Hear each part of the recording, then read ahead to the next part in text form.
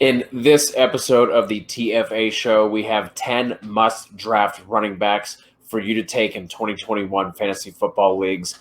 Let's go.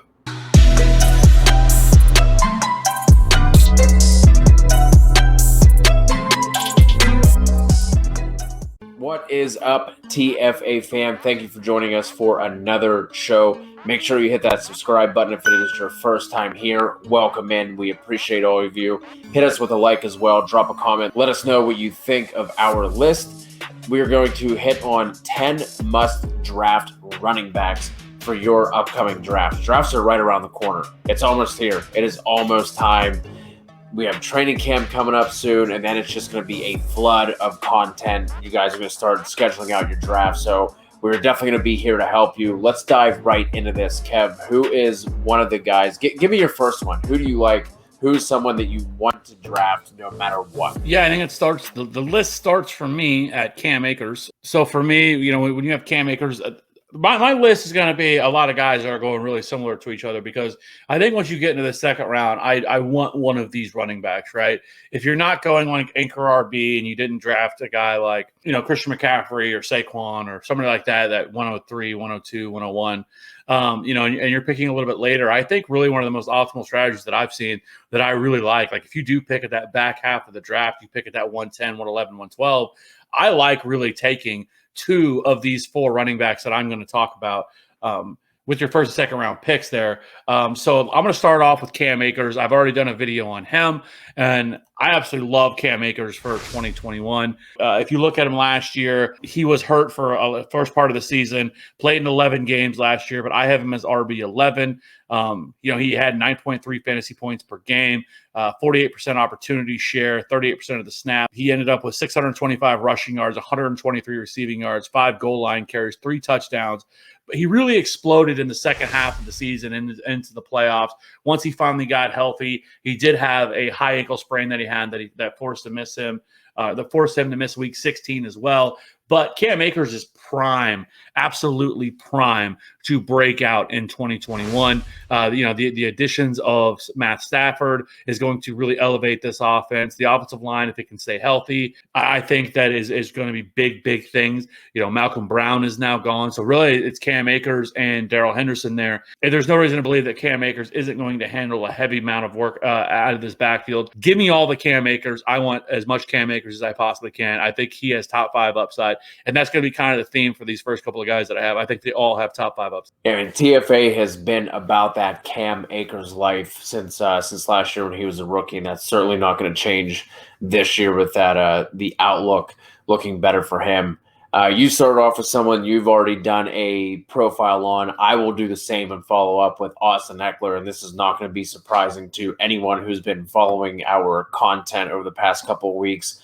But plain and simple, Austin Ekeler is, like you said with Cam Akers, he's one of these guys who also has top 5 upside because of his pass catching ability and his involvement in the passing game. And last year before his injury, he was actually on pace for over 200 carries. So, and if we take out if we use his games last year, take that out over a 16-game pace, he would have been on pace for an RB4 finish. So that would have been back-to-back years of a top 5 fantasy finish. Now going into this year, they added Rashawn Slater in the first round, brought in Corey Linsley, brought in Matt Filer, so that offensive line is beefed up. And most importantly, they brought in no competition in the backfield and no competition in terms of receptions either. So his target share is going to be safe. He's not going to be this kind of running back that's going to go out and get you 230, 250 carries, but he doesn't need to be. Last year, he was only on pace, I think, for 5 total touchdowns. And even with only 5 total touchdowns, he still would have finished with the numbers that he was averaging. Like I said, he still would have finished as a top 5 running back. So for me, he's someone who is going around that same range, like you said, with Akers. We have a bunch of these guys who are bunched up.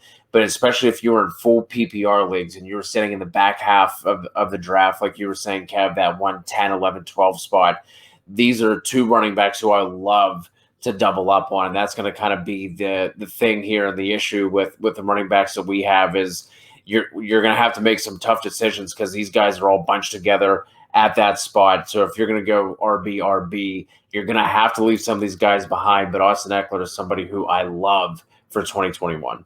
Yeah, he's kind of been a little bit Aaron Jones, right, where he is very super efficient and doesn't need 20 to 25 touches to be able to maximize his opportunity, much like Aaron Jones.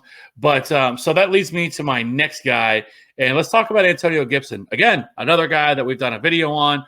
We actually have a playlist for all of our player profiles and we are going to do a ton of these. But as of right now, I know right now we have Cam Akers, Antonio Gibson, Najee Harris, Amari Cooper, and Austin Ekeler in the bag. And I do believe that we have a Clyde Edwards-Helaire video coming as well. But my next guy is Antonio Gibson.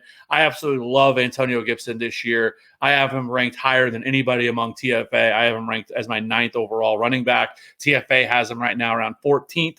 But if you look at him last year, and what's most impressive with Antonio Gibson anyways is the fact that he really wasn't a running back at Memphis. I think he only had 33 total carries while he was at Memphis, but he was mainly used more of a wide receiver. And the fact that he came in last year and had 170 carries and produced as well as he did is just what makes Antonio Gibson ooze with upside, right? He was 14.4 fantasy points per game. He was 12th. He was RB12 overall, 47% opportunity share, 170 carries, 795 rushing yards. 36 receptions for 247 yards, 11 touchdowns, 58 evaded tackles, and which was 13th, 309 yards created, which was 16th, 1.50 yards created per touch, which was 15th, and then he had a 1.52 yards per out run, which was 9th. This dude, here's the thing too.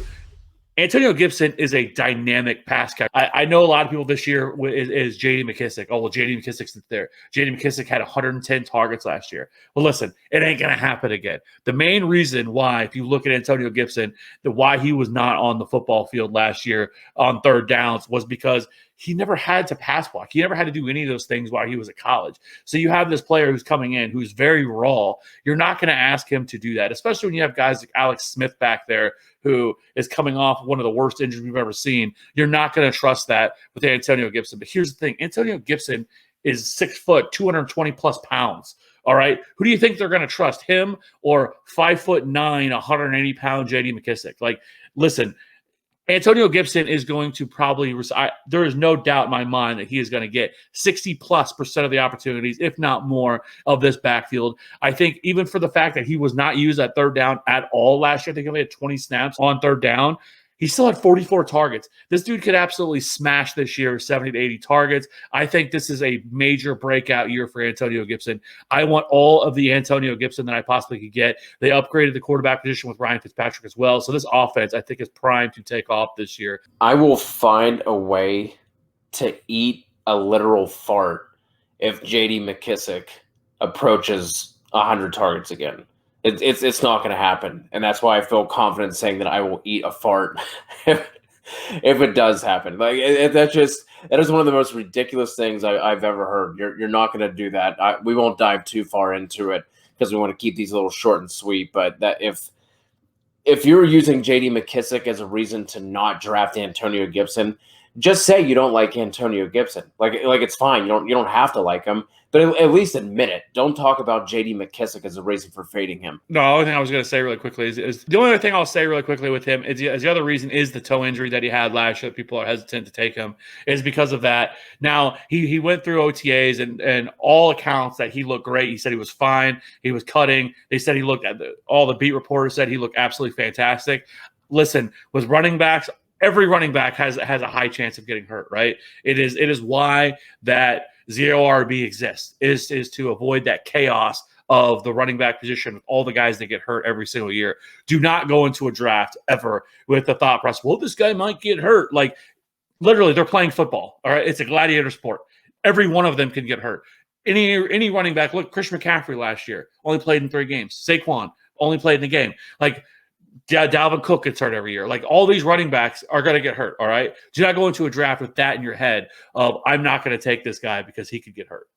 You had mentioned Clyde Edwards-Helaire, the profile we have coming out. I will be doing that. So let's go ahead and talk about him real quick. He's currently going as RB15.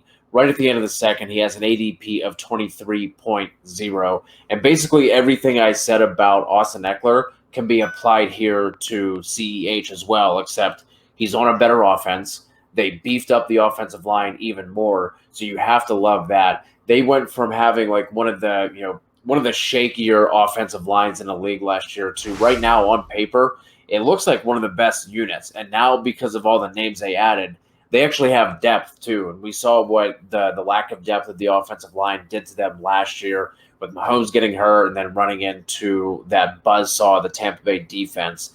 But anyway, they went out, they made that a priority, completely revamped that offensive line, and like the Chargers, brought in no competition. I know that, Kev, you talked about Jerick McKinnon as like a last round, kind of late round running back to take a shot on. But I don't think that you are expecting McKinnon to come out here and be splitting the work 50-50 with Clyde Edwards-Helaire or anything like that. And they, as far as the pass catchers, they brought in Cornell Powell. End of list. Like that's it. It's going to be Tyreek Hill. It's going to be Travis Kelce. And then next in line, I believe, is going to be Clyde Edwards-Helaire.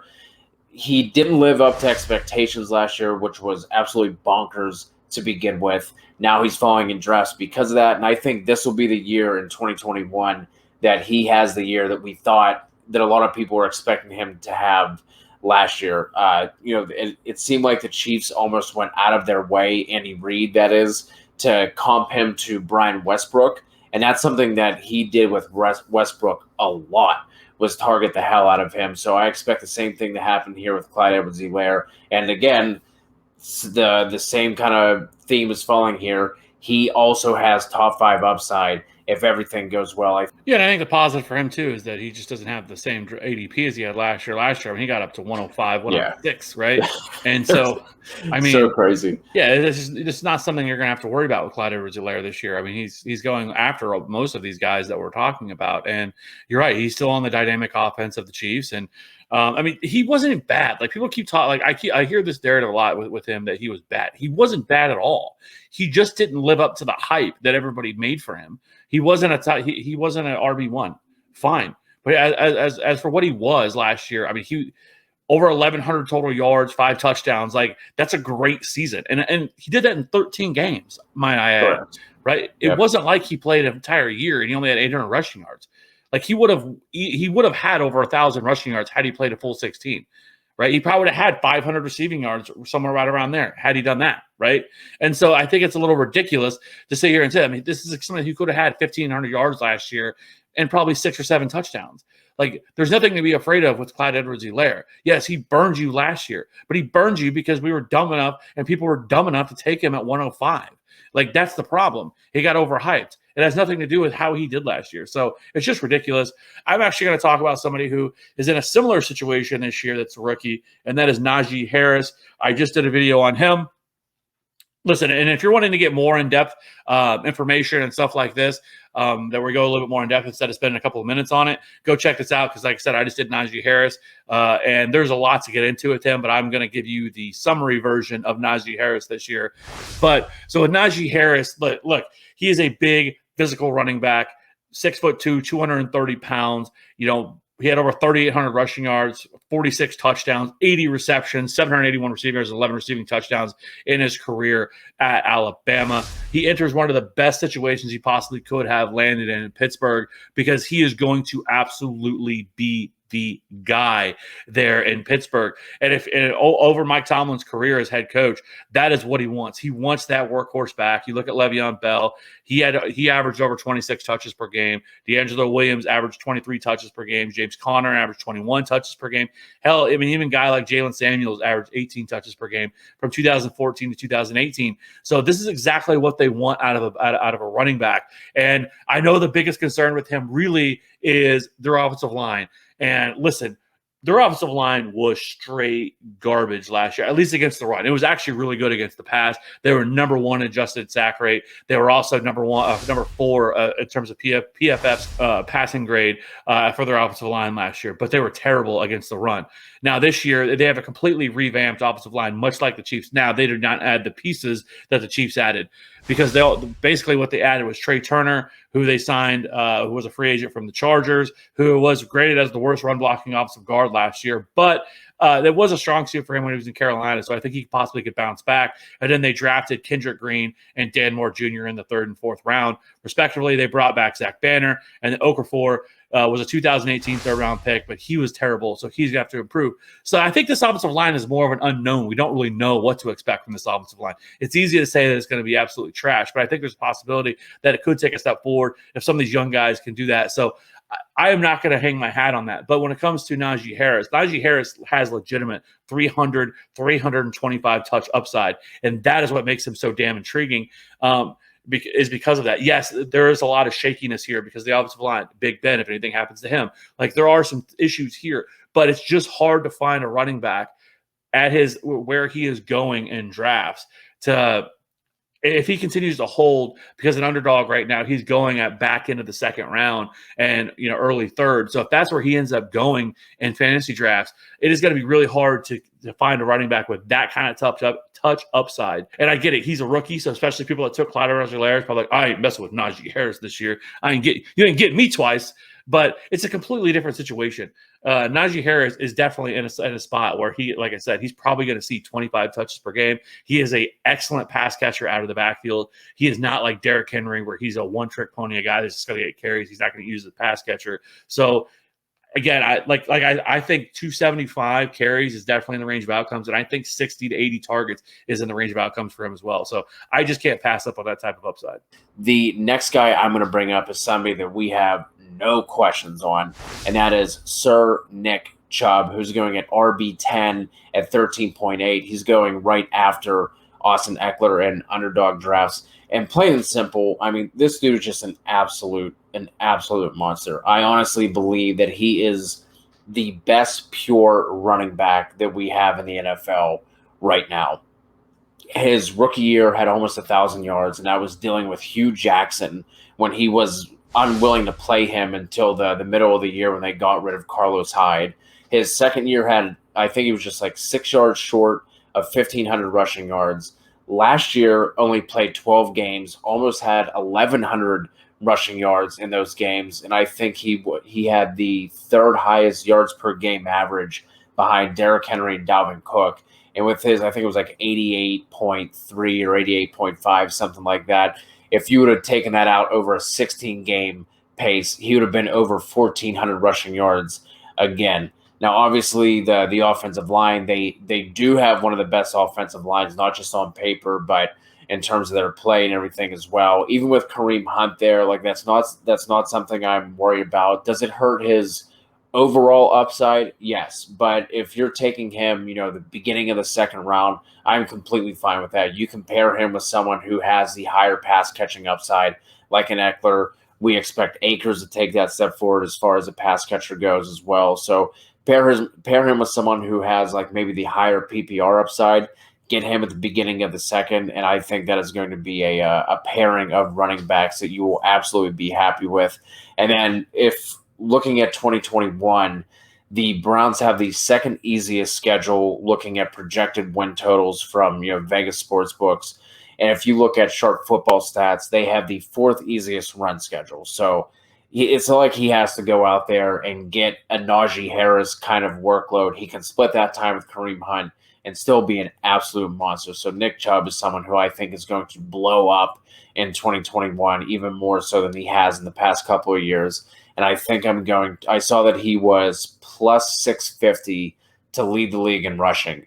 I think I might throw like $20 on that and see if he can hit it, because I think that is in his range of outcomes as well. Yeah, for sure. I mean, he's kind of like, I think he is a little bit like last year's Derrick Henry, right? Like somebody who doesn't have a high ceiling in terms of pass catching opportunities. But I will say it's frustrating because he could. Yeah, well, over the last couple of weeks of the season, they did actually start using him more as a pass catcher. So hopefully that trend continues this year, and they actually use him more as a pass catcher because he is a capable pass catcher. It's just been Kareem Hunt's been there. But I definitely agree. Like his ceiling is definitely there. Like if he finishes a top 5 running back this year, doesn't shock me one bit. I love Nick Chubb, the player. I think he's an absolute monster. And I think that, for all the people that want to take Derrick Henry, just wait and take Nick Chubb. And you don't have to take him, with your first, second, third, fourth, whatever pick. Okay, like there is no case to be made that you should take that you could take Derrick Henry over Nick Chubb at where they're being drafted. And I know people are going to say, yeah, well, Derrick Henry doesn't have Kareem Hunt, right? Okay, well, you know what? Derrick Henry doesn't have Nick Chubb's offensive line. So I'm just going to throw that out there. But I know that's what people are going to say. People are going to try to defend that.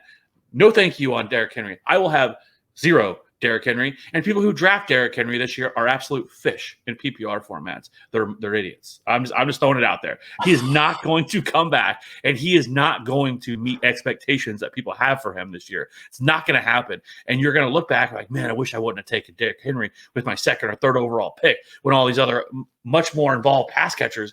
If you're in a standard league, fine. Yeah, okay, Derrick Henry's great. Take him. Yes. But in a PPR format, get the fuck out of here with taking Derrick Henry second or third overall. I digress. Let's go ahead and let's talk about my next guy, and that is Joe Mixon. And people are going to go, oh, here we go, Joe Mixon. I'm so tired of hearing about Joe Mixon. Every year with this Joe Mixon thing, he never works out. Joe Mixon never does anything, blah, blah, blah, blah. I don't got time for that. He played in 6 games last year. This man had an 81% opportunity share in those 6 games, which was second among all running backs, 69% snap share, which is 8th among all running backs. Over those 6 games, he had 119 carries, 428 rushing yards, 26 targets, 138 receiving yards, 20 red zone touches, 3 goal line carries, 4 touchdowns, 143 yards created, which is 25th among all running backs in, again, 6 games. 1.02 yards created per touch, which is 20th, 28 evaded tackles, and 16.6 fantasy points per game. The dude was great last year whenever he was healthy, right? And then all of a sudden, this weird injury happens out of nowhere. I still believe that there was like, you know what? This season's fucked. Joe Burrow's out. We're not going anywhere. Whatever injury he had, let's just chill. You're going to take the rest of this year off. You're not coming back. But there's nobody else there. Gio Bernard's gone. And I know we keep hearing about this Chris Evans hype that I keep seeing from people that are trying to just make a narrative. It's another one of those situations where, oh, well, this running back's there. Like I don't give a shit about Chris Evans. Okay, I really don't. Joe Mixon is going to get all of the touches in this backfield that he can handle, right? I think this offense right now, this offense could be a top 5 scoring offense this year with the Bengals, right? With Joe Burrow, Jamar Chase. I mean, the sky is the limit. Tyler Boyd, this offense is going to be fantastic. They improved the offensive line, bringing in Riley Reif, which I know we wanted to see them maybe do something else, but I still love the fact that they drafted Jamar Chase, what they did. Surround your young rookie quarterback. He's going to be healthy. We weren't sure where he was going to stand, but with Joe Mixon, give me all of Joe Mixon where he's going. And I have a feeling I wouldn't be surprised if he does fall down a little bit further as we get closer, because people are just have this PTSD with Joe Mixon that I'm not drafting Joe Mixon because, he's never healthy or he never comes through, and people just keep hyping him up, blah, blah, blah. I have no problem with taking Joe Mixon this year. He absolutely could go off. I am still on the Joe Mixon bandwagon. I think this is the year that he really puts it all together and he smashes. And people act like he was bad, like he's never done anything in his career, which is absolutely ridiculous with Joe Mixon. He's had good years, right? And if you're going to tell me this guy's going to get 70 to 80% of the opportunities in the backfield, sign me the fuck up. If Antonio Gibson or Cam Akers or Najee Harris, those guys, I've been sniped, some of those guys are off the board. Give me Joe Mixon. 100%. You're not going to hear me disagree with you at all. And I think someone else who kind of falls into a similar bucket who I have here next is Miles Sanders, going at RB19 at 44.2 for his ADP. Like I think it's a lot of the same thing with him. Someone who was hyped up, fell short of expectations. But if we look at that Eagles offense last year, he wasn't the reason why that offense was just one big dumpster fire, flaming bag of poo. Like that entire offense fell apart. Started with the injuries of the offensive line, then all the drama with the quarterbacks and everything. And then whenever you have Travis Fulgham as your wide receiver 1, like guess what? It's not going to be a great year. But even in spite of that, he still had over 800 rushing yards in back-to-back seasons. The O-line is currently healthy. They took Landon Dickerson in the 2nd round, I believe. He can play every single offensive line position. So it gives them depth, gives them some flexibility if they have to move some guys around. And then with Jalen Hurts, we know what running quarterbacks can do for running back production, right? And it's a short sample size. I'm not going to say that we should take the 3 games they played together and extrapolate it over, a 16, 17 game season. But in those 3 games, he was averaging 18 PPR points per game. He had, I think it was 78 rushing yards, 4 targets, 3 catches, and like 25 receiving yards. And he was averaging 1 touchdown per game over those 3 games. Like I said, it comes out to be 18 full PPR fantasy points. When you're drafting somebody at RB19, you're basically saying like they don't have a ceiling. And that is not the case with Sanders. We've seen it with flashes with him. We've seen him be able to rip off the big runs. We know he's a capable pass catcher. That's something that, you know, we tend to worry about with running quarterbacks like Lamar Jackson, who just don't dump off to their running backs. But he did have, I think it was 13 targets rather. 13 targets in those 3 games. So he was involved as a pass catcher. I know they brought in Devonta Smith. He's obviously going to be heavily involved. Jalen Reagor, healthy now, a full season under his belt. Dallas Goedert. But we did see Jalen Hurts be willing to dump the ball off to his running backs and not just take off with it, despite, absolutely having that in his bag of tricks. So Miles Sanders, if you're going the 0 RB route, or if, let's say you take a running back in the first round and then you go either receiver, or maybe you snag somebody like a Darren Waller and then, go back to running back in the 4th round, Miles Sanders I love as an RB2 target. And even if you go heavy RB, if you get Miles Sanders as your 3rd RB, you're doing pretty damn well. So he's somebody who I am eyeing up for basically any kind of strategy for 2021 drafts. Miles Sanders. And he was actually the guy that I was going to pick, but I didn't want to, double up. So I went a different route, and I took my guy, Chris Carson, who is also being slept on, who is currently going right around 306 or RB17. So just before Miles Sanders. He played 12 games last year, but Chris Carson has been absolutely steady in his career. Now, he has missed time each of the last 2 seasons, 12 games this year, or this past year he only played, and then the year before he played in 15 games. But he had 15.7 fantasy points per game, which is 11th among all running backs, 58% opportunity share, 141 carries, 681 rushing yards, 46 targets, which is 21st, 37 receptions for 287 receiving yards, 9 total touchdowns, 40 evaded tackles, 183 yards created, and 11% target share, which was 16th among all running backs, and he was 10th in yards per route run among all running backs. Listen, I think the Seattle offense as a whole is being slept on this year. I know that second half of the year wasn't nearly as great to have those Seahawks, whether it was DK Metcalf or Tyler Lockett and Russell Wilson. Like, it was all fun and games, and we were all loving life, and it was a party. The first 8 weeks of the year with Russell Wilson, and the let Russ cook movement was, everybody was partying, and it was getting wild, and all of a sudden the next day we woke up, and all of a sudden there's a hangover, and it was just a 8-week hangover for the rest of the year, it felt like, with this offense. But so I think this offense is just being underrated right now. DK Metcalf, Tyler Lockett, definitely. And I just think this could be the year, because if you look, they added a new offensive coordinator there, coming from the Sean McVay tree. And so I'm hoping that this is the year that they let Russ cook. But regardless of that, Chris Carson is always underrated in this offense. He's a definite. As long as he stays, if he stays healthy, I think he's pretty much a lock for at least a low end RB1 in this offense. They, who else is there? You have Rashad Penny, who was one of the worst first round picks we've ever seen. They just don't have anybody else. So it's going to be his backfield, and so he's going to get 60 to 65% of the opportunities. He is heavily involved in the passing game as well. So give me Chris Carson where he's going, late 3rd, early 4th round of drafts, because his upside is RB1.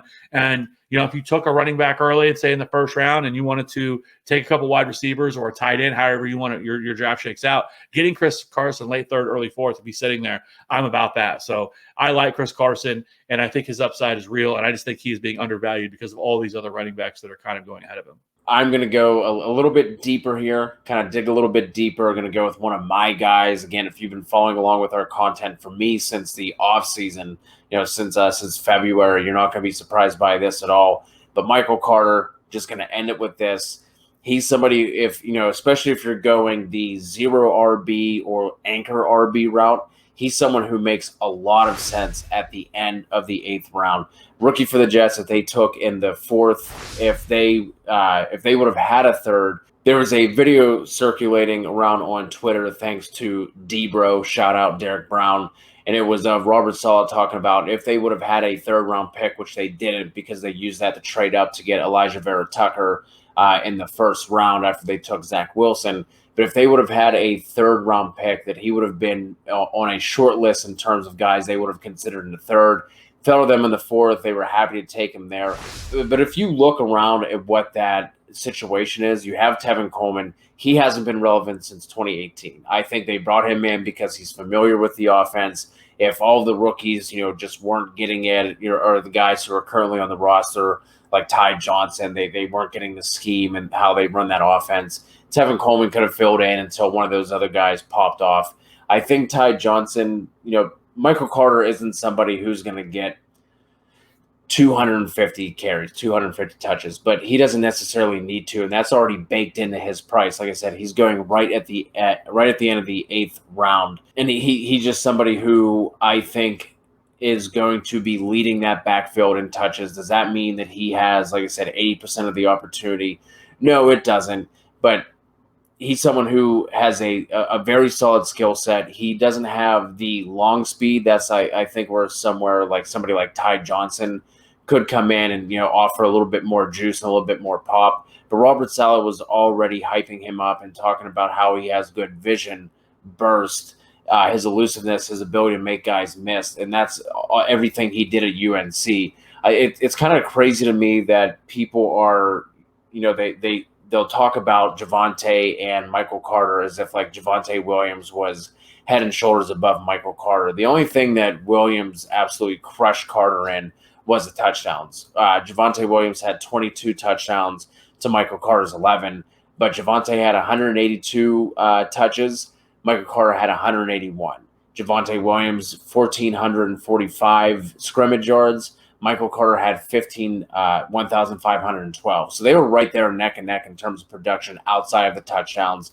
Is Michael Carter going to be running guys over and bulldozing guys? No. But it's not like he's a slouch athletically either. If you look at what he did during his pro day, Carter posted a 91st percentile 3-cone drill, a 98th percentile short shuttle.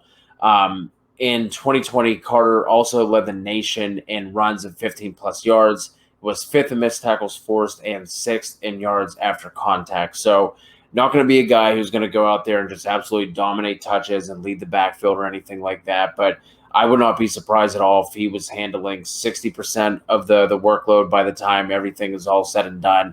Like I said, 8th round, if you're going 0 RB, anchor RB, or somebody who, if you're just doing a normal regular strategy and your roster is a little bit more balanced out, if he's like your RB4, if he's a flex option for you, I think that's really exciting. Obviously, with Zach Wilson coming in, Elijah Moore, Corey Davis, putting Elijah Vera-Tucker next to Mekhi Becton on the left-hand side of that line, I think Carter's going to have some room to run over there, and he's someone who I'm absolutely targeting, again, at his price for what he can offer you for your leagues.